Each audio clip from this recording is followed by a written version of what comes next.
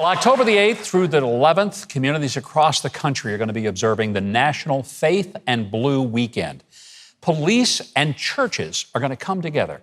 It is the biggest police community outreach project in American history.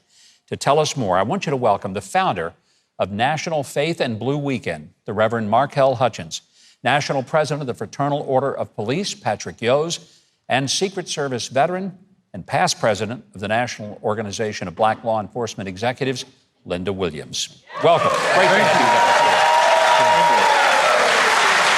guys. Markel, let me start with you. It seems like that there is a real divide in this country right now between a lot of just people in the communities and their police force. What do you hope to achieve by this weekend? There is no limit to the good that we can achieve if we have the courage and capacity to sit together and reason together. Every faith-based organization in this country should be a beacon of hope to deal with issues around policing and the need for certain reforms, but more importantly, to cause law enforcement and communities to see the commonality, to see the humanity. There's been too much division and tensions on all sides of these issues. We have to turn to each other and not on each other. Because really, Mike, there's more that unites all of us together than there is that divides us. We have to cause our communities and our law enforcement professionals to focus not on the things we disagree about, but the things that we agree about. And that's something that we need to do not only in law enforcement, but in our public culture, in our discourse, in our politics, et cetera. Beautiful, beautiful. And so very needed. I think it's very important that this is being done as a responsibility and response of the faith community, because if there's any group of people in our culture that ought to be ministering to those in law enforcement, it ought to be our churches. Lynda, you were a longtime Secret Service agent. You served as a police officer. Did you ever feel the hostility of the public like we're seeing it now? It's troubling to me. You know, these are some perilous times that we live in. But when I was growing up, the cornerstone of the community was the church and police. But there was a mutual respect, and we respected authority. And of course, we have to realize that law enforcement is an extension of our very communities, that we are the guardians and not the warriors that come and occupy. So we have to build that trust so that we can get back to have that mutual respect of one another and respect the culture and the differences that make us all unique to contribute to the world that we're living in. And Patrick, you know, there are hundreds of thousands of police officers all over America.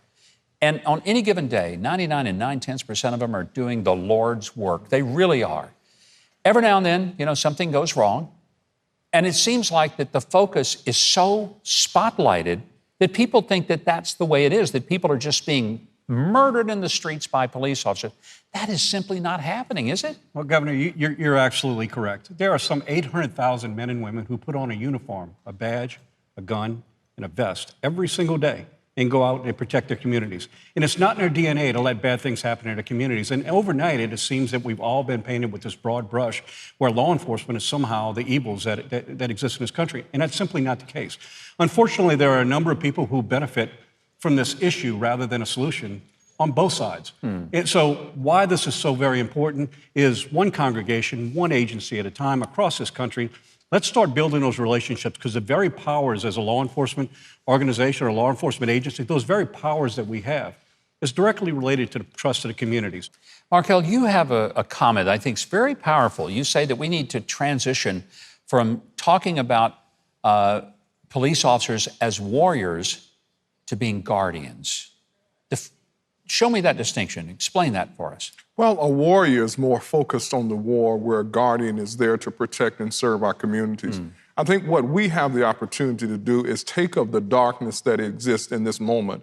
We've never before seen the kinds of divisions between law enforcement and communities that we see now. But our darkest hours have always been before the break of a new dawning.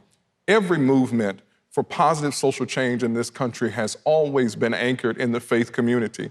One of the things that has troubled my consciousness, I've led civil and human rights causes for the last 25 years all over this country. But at some point, we have to turn our pain into power. Marching and protesting is one thing, but we have to focus not on the things that we disagree about. We have to be transformative. There's a lot of discussion now about the need for police reform, but the greatest reform we need today is relational reformation, how law enforcement and communities relate to one another. Again, we need every law enforcement agency, every faith-based organization to visit the website faithandblue.org. Thanks to the generosity of FirstNet built with AT&T and the Motorola Solutions Foundation, we've put it there. We've given the church everything it needs to be engaged and involved in solutions. We've had enough rhetoric, we've had enough divisions. What our nation needs now is solutions and resolutions, and the household of faith in local communities holds the answers. Long past overdue for something like this to bring the churches and police agencies together. And, I hope every pastor of every church in America and every police chief, every mayor will get on board and make this a reality for their community. If you would like to learn more and get involved in the National Faith and Blue Weekend on October the 8th through the 11th, visit faithandblue.org. Faithandblue.org. It's on your screen. And follow Faith and Blue on social media.